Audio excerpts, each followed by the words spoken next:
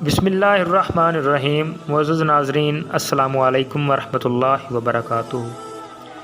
ایک دفعہ رسول اللہ صلی اللہ علیہ وآلہ وسلم کی بارگاہ اقدس میں ایک کافر عورت بچہ اٹھائے بغرض آزمائش اور امتحان حاضر ہوئی۔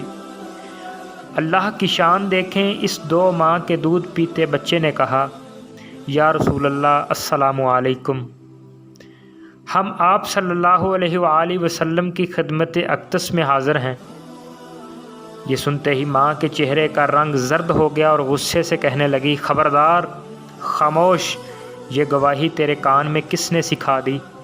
بچے نے کہا، اے میری ماں، تو اپنے سر کے اوپر تو دیکھ، تیرے سر کے اوپر حضرت جبرائیل علیہ السلام کھڑے ہوئے ہیں، مثل کامل بدر کے وہ مجھے نظر آ رہے ہیں۔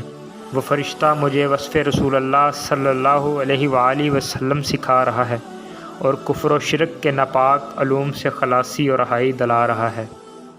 رسول اللہ صلی اللہ علیہ وآلہ وسلم نے فرمایا، اے دودھ پیتے بچے، یہ بتا کہ تیرا نام کیا ہے؟ بچے نے کہا، میرا نام حق تعالیٰ کے نزدیک عبدالعزیز ہے، مگر ان مشرکوں نے میرا نام عبد عزا رکھا ہے۔ اس پاک ذات کے صدقے جس نے آپ صلی اللہ علیہ وآلہ وسلم کو پیغمبری بخشی، میں اس عزا بت سے پاک اور بیزار اور بری ہوں۔ حضور اکرم صلی اللہ علیہ وآلہ وسلم کی نگاہ کے صدقے جنت سے اسی وقت ایسی خوشبو آئی جس نے بچے اور اس کی ماں کے دماغ کو معطر کر دیا۔ جس شخص کا خدا خود نگہبان ہو، اس کا تحفظ مرغ و ماہی بھی کرتے ہیں۔ بچے کے ساتھ ماں بھی ایمان و اسلام کی دولت سے مشرف ہو گئی۔ اس نے اسی وقت کلمہ شہادت پڑھا اور مسلمان ہو گئی۔